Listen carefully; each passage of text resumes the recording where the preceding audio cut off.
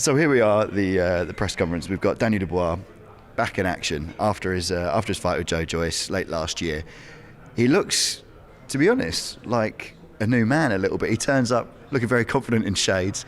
He's talking almost more confident. Has the change in camp, do you think, brought about a change in his personality? No, I think, to be quite honest, I think he's matured. I mean, when I look back to when he turned pro, he was like, he didn't say two words, and I noticed all over that period of time, certainly with Martin, how much work and effort they put into not just the training, into helping him in other ways develop as a person. And I think the timeout, he's had the timeout since the fight. Obviously, he's reflected on it and seen where he's at. He's been with two trainers since Martin. He's on his second trainer since Martin. And Martin, by the way, done a great job, got in a position where he was considered to be the best young heavyweight in the world. But now he's got a tough job. He's got a tough fight in his hands. He's been with Shane for 3 weeks, I think it's now. Shane's quite confident. I'm quietly confident, but I've got my reservations, because at the end of the day, he got the way he got beat and the criticism he got from certain quarters after the fight. I thought unfairly, because it was a similar sort of stoppage as Kell Brook had against Spence. If you remember, he did the same thing, and he didn't get crucified like Daniel did, and he fought for 6 or 7 rounds with an eye like that. But the fact of the matter is, he's going to be under a lot of pressure on Saturday. He's under as much pressure as to prove those critics wrong. And he's in with a decent fighter. I mean, the fella's fit as a butcher's dog. You only got to look at him. He's been really working hard. He's a big lump. I think we're going to get a really good fight, and but I hope his power and his boxing ability will prevail.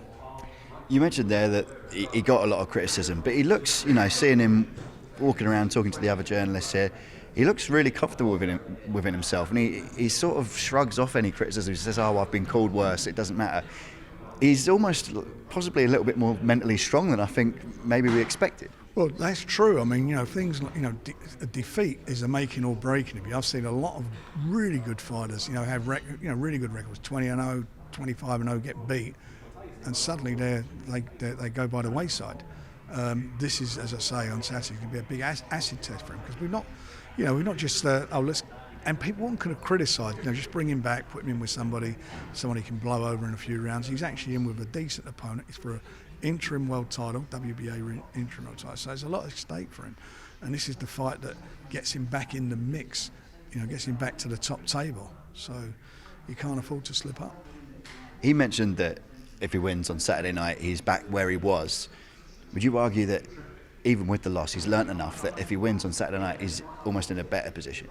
Well, he will be, because I think it'll answer a few questions. You've always got questions with fighters. You think, can they go the distance? What's their stamina going to be like in a tough fight? If it goes 12 rounds and they've not got rid of the guy, how's it going to work out?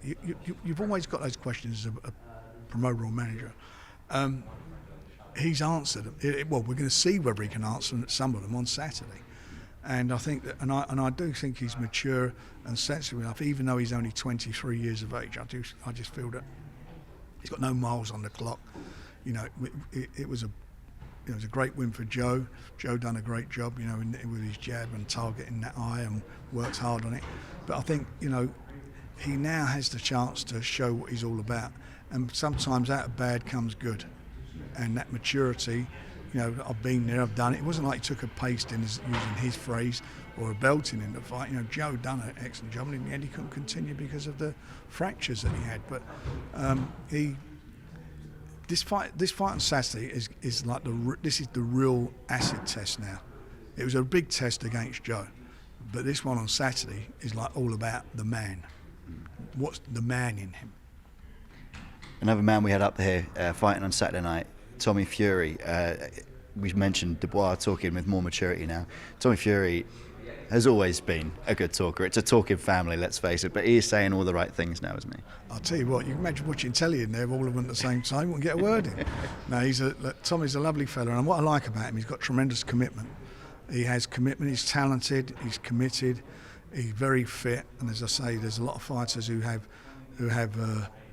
talent, but they don't have the commitment, and that lets them down. He's got both, but he is a novice. He had his last amateur fight when he was 16, and this is now his fifth pro fight. So he is a novice, and he's in with a guy who's probably got more amateur experience than him, and he's undefeated himself. So I think it's a decent step up for him. But he's got a long way to go yet, a long way to go. But I think it'd be a good journey.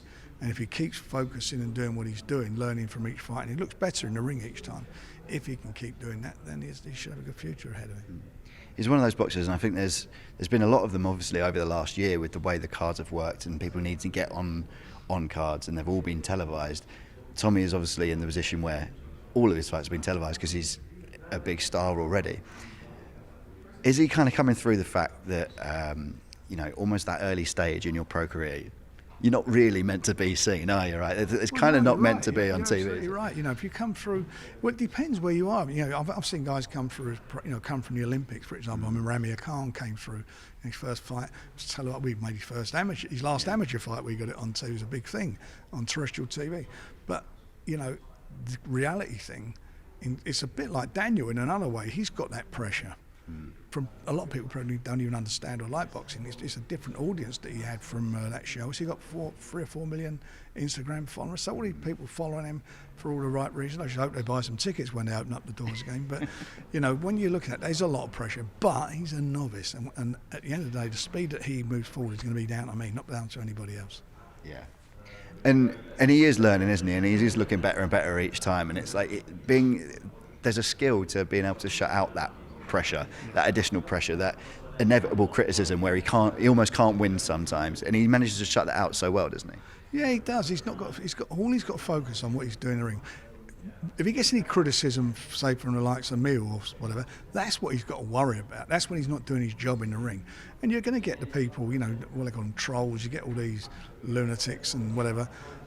Don't take no notice of them. Just long as you've done the right job, we'll tell you when it's not right, and if it's not right, then you've got to put it right. Yeah. And helping him along the way, of course, John Fury. Last week, John Fury had a few words to say about Tyson's match. So Tyson and Wilder looks like that's good to go on July 24th in Vegas. But John mentioned that he's not particularly happy with the way that the arbitration proceedings happened and the way the negotiations with Joshua broke down. Have you spoke to John about that since? No, I haven't. I'm going to see him after this, but that's not my fault. It is what it is. The fact of the matter is why I never ever made an announcement about the fight. I said, till this thing's signed, I know what's going on behind the scenes. Well, I knew there's an arbitration, and I knew the lawyers are saying, you're going to win this. But you know what? Until you win it, you haven't got nothing. Until that contract's signed, a fight at that level, you've got nothing. They had to sort out the position. And the deal wasn't done between BT and Sky how it was going to be done. There was outstanding issues. It's only that Motormouth was going on every other week or every other day saying, big announcement, sign the contract. Well, it couldn't be signed because there was an arbitration. It had to be the decision of the arbitration. And, John said about vacating the title, so I understand. Well, he can't vacate the title. Or he can, but he's still going to have to fight Wilder or retire. And if he doesn't fight Wilder, then Camp and Wilder will sue him for many, many millions of dollars.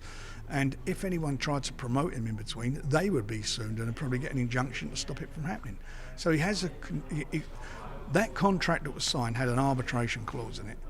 That's what the decision was of all the signatories to that contract. And one of the people, Tyson signed it as well. So, they all signed up on it. And now the arbitrator's made a decision. That's what it is. When did you get the sense the arbitration wasn't going to go the way we wanted it to, or is it just a complete shut of the blue? No, I mean, I don't know, mate. I didn't get any sense of it. I've got to be honest. I felt that the arbitrator would allow the unification to go ahead, and he would give Wilder some financial compensation. That's what I felt would happen, but he just dismissed everything. He said that's what it is. Maybe he got pissed off, keep hearing about this fight on between Tyson and Joshua and saying, hang on a minute, I'm the one who's going to make the decision on that, no one else. You never know. I mean, it's... fella doesn't... I'm sure the other side were constantly sending any videos that said any different, and if I was getting one, I'm going, we'll see about that. Who knows? You never know. Yeah. Well, the fight is on Wilder 3, the trilogy. Wilder now training with Malik Scott. We keep seeing videos of him looking very good, looking very focused. A huge fight for Tyson, enormous pressure on Tyson, and Wilder almost nothing to lose. Is this the most in a way, the most dangerous of the three. Well, I've got to be honest with you, I think you've encapsulated it really well. That is what it is. All the pressure is on Tyson. I mean, Tyson got robbed in the first fight. He took the best shots from Wilder and took them and got up, and at the end of the fight was winning the fight. Second fight, he just took him to score and done a job with him. So the pressure is on Tyson. What is Wilder going to do? I don't know. I mean, is he going to outbox Tyson? Has he suddenly become a great boxer? I don't think so. He can punch. Yeah, we know he can punch. And Tyson took some really good shots and got up. He couldn't take Tyson's punches though in the second fight. Is he as fast as Tyson? Tyson ticks all the boxes. Having said that, this fella statistically is the hardest punching heavyweight in the last 30, 40 years. So one punch can dramatically change a fight. So Tyson, I don't believe he would be, but he certainly can't be complacent. He's got to get out there and focus on what he's doing. And the thing about Tyson, he is a consummate professional, and he's a student of boxing, and he knows that probably better than you, me, or anyone. He knows what's on the line. And Wilder's motivation, I think you have to look at it as someone who's turned down what was potentially an enormous amount of step-aside money. This is more than money. It didn't even get to that. It didn't get to that. No, he just wanted to fight. Their side wanted to fight, and that was it. Judge made a decision. Let's get on with it. Yeah, which is admirable in a way, right? Well, it is. I mean, it shows you that what he's he obviously feels that he's got the beast in a Tyson. I don't know, but that's what he feels, and he's stepping up to the plate. So you've got to take your hat to him.